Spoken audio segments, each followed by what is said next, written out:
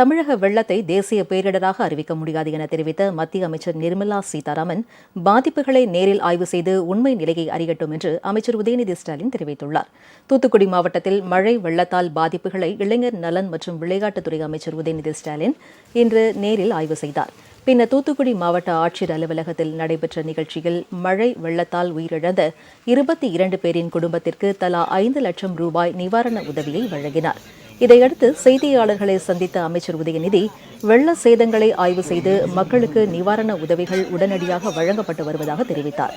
தமிழக வெள்ளத்தை தேசிய பேரிடராக அறிவிக்க முடியாது என தெரிவித்த மத்திய நிதியமைச்சர் நிர்மலா சீதாராமன், நாளை தூத்துக்குடியில் ஆய்வு செய்து பாதிப்புகளை தெரிந்து கொள்ளட்டும் என்றும் அமைச்சர் உதயநிதி கூறினார். அவங்க பேரிடரே இல்லைன்னாங்க, இருக்குன்னோம். நாளைக்கு அவங்க பார்க்க வராங்க, பார்த்துட்டு அவங்களே பார்த்துட்டு தகுந்த நடவடிக்கை எடுப்பாங்க. நேற்று ஒன்றிய பிரதமர் முதலமைச்சர் தொலைபேசியில் அழைச்சு தேவையான உதவியை கொடுப்பேன்னு சொல்லியிருக்கிறாங்க. முதலமைச்சர் வேண்டுகோள் வச்சிருக்கிறாங்க. அதனால அவங்க பார்த்து ஆய்வு செஞ்சுட்டு கண்டிப்பா தகுந்த நிவாரண தொகை அளிப்பாங்க நான் நம்புறோம்.